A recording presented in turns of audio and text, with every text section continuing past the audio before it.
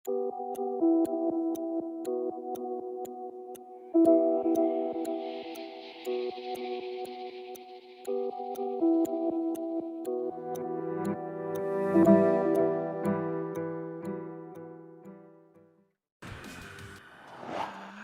Ferds is in. Hindi. Bawal ang time Ferds. Hindi pa rin. Nandiyan na ang Wild One at RRQ Kaito takes game number 1 with a stellar performance coming from Ferds. What a very wonderful performance coming from this young guy with this Masha after that buff. And doon sa pinakita sa atin ng RQ Kaito ng Kingdom, nagtutuloy-tuloy ang kanilang win streak in the MDL come week number 3. Kaya naman isang magandang buhay. Ako nga pala si Auntie Nara at narito tayo ngayon sa analyst segment kung saan himay natin kung ano nga bang nangyari sa game number 1 between RRQ Kaito as well as Gamelan Desolators. And it all started with a stellar performance coming from Doc Ferds, from Time Ferds, or coming from the Wild One in this Masha. Pinatunayan ni Ferds kung paano nga ba siyang naging Wild One by using Masha, a lioness kind of hero. And now that Masha has been buffed, kung saan yung ability ni Masha na mag-dish out ng continuous damage without the fear of being crowd-controlled, yun talaga yung naging key ng side ng RRQ Kaito in taking game number 1. Yes, in terms of composition, masasabi nating mas maganda yung side ng Gamelan Desolators mostly because of the fact na 4 sa 5 miyembro nila ay merong crowd control. However, ang ganda kasi ng naging response dito coming from the side of RRQ Kaito. Una sa lahat, dinalawan agad nila yung XP laner, ensuring na magkakaroon ng enough item itong si Ferds come the early stages of the match. Pangalawa, in-ensure nila na magkakaroon ng enough damage output itong si Mingguin as well as si Sai in this Harith na sobrang necessary in ensuring that they take the middle part as well as the latter part of the game. And huli sa lahat, in-ensure nila na hindi mabibigyan ng mabibigyan si Ferds in using this Masha. And kung papansinin natin, no, walang pakialam itong si Ferds in dishing out damage even to the tank heroes na meron ang side ng Gamelan Desolators. In fact, si Lotus, si Takinaga na medyo makapal yung buhay, and even itong si Micro using this Benedetta, walang pakialam si Ferds kasi gusto niyang kalmutin ang kanyang mga kalaban. Which is why it was easy for the side of RRQ Kaito, for the Kingdom, to ensure na maximize nila yung mga damage dealers nila with the Noveria as well as the Harith, but also ma-activate nila yung kanilang mga frontliners with the like of Ferds as well as the X-Boards. And yung isa sa mga naging insurance nila ay yung setup coming from that Minotaur. So kahit madaming chain crowd control yung side dito ng Gamelan Desolators, makikita natin kung paano binago ng side ng RRQ Kaito yung team fight composition na meron sila by targeting the backlines. And alam natin kung gaano ka-effective and efficient ang Masha in terms of going into the backline because of the triple bar health na meron siya. Binanggit ni Ingan kanina na sobrang necessary nung buff na ginawa in this Masha. Because again, kung babalikan natin in the past, ang mga nakakapag-counter out sa Masha, be it in the roam or in the XP, ay chain crowd control. Kaya yung mga likes of a Pakito, yung mga likes of a Fredrin, sobrang mahirap siyang gamitin kapag Masha ka. And now that binago na yung ability ng Masha, kung saan meron na siyang crowd control immunity kapag last bar na ng health niya, and mas masakit na yung damage output niya, kapag dumating doon sa threshold na yun, kaya niya nang i-one-shot even si How, si Lotus, si Micro, lahat ng members ng Gamelan Desolators. And what really changed the trajectory of the fight,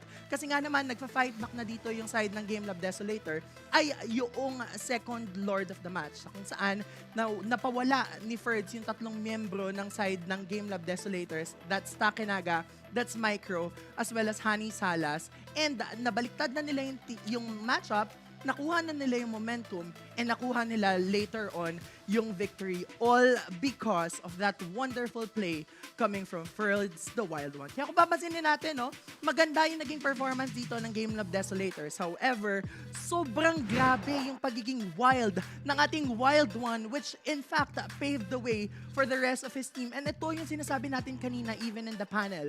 We need to watch out for Ferds, and that's really what they did, going back to our first key to victory sa kung saan binanggit natin na kailangan i-continue na i-surprise ni Ferds ang kanilang mga kalaban into the wild. And I know, my co-casters have a lot to say. Kaya naman, Athena and Ingan, ano kaya ang thoughts niyo dyan? When all is said and done, objective still wins games.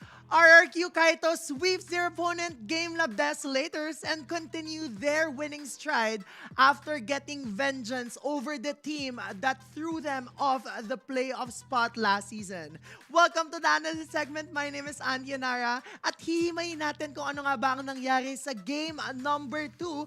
Kaya naman, let's break it down. Ang ganda ng naging performance dito ng side ng RRQ Kaito, and they ensured na ikakapitalize nila yung strengths na meron sila. But of course, what paved the way for this to happen is none other than Sai. I really want to commend this person, this Claude, who knew when to peak, who knew what to do at a certain point in time, and who knew when it was the best time to join clashes. To everyone out there who's watching, especially if gold laner ka and mahilig kang gumamit ng Claude, kailangan ganito yung gayahin nyo na playstyle.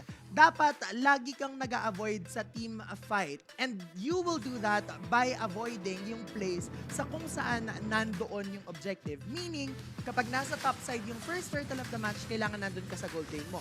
Kung nandun sa bottom yung second turtle of the match, kailangan dun ka naman sa taas at magpupush ka lang ng turrets before nagkaroon ka na ng 2 to 3 items. That's the best time for you to be able to deal out enough damage. In terms of lineup, RRQ Kaito, I would say, has a more late game reliant heroes, mostly because of the fact na yung damage dealers nila in the likes of Mingguin as well as Claude ay both item dependent. This means kailangan nila magkaroon ng enough item builds before they are able to dish out enough damage output. But of course, kaya lang naman nagkaroon ng ganong ability na makapag-transcend into the late game, itong dalawang heroes na to ay because of the space given by the rest of the 3 members. X-Nova with his precise setting capabilities, Ferds with him being able to give space to his mga kakampi, as well as itong si Denjiro being able to take control of all the objective fights of the map, which later on paved the way for both Mingguin and Sai to dish out enough damage output. I would like to commend Takenaga for being able to steal that Lord. However, ang ganda din kasi naman ng ginawa dito ng side ng RRQ Kaito. And again, for everyone who's watching out there, kung makuhaan man kayo ng Lord, it doesn't matter.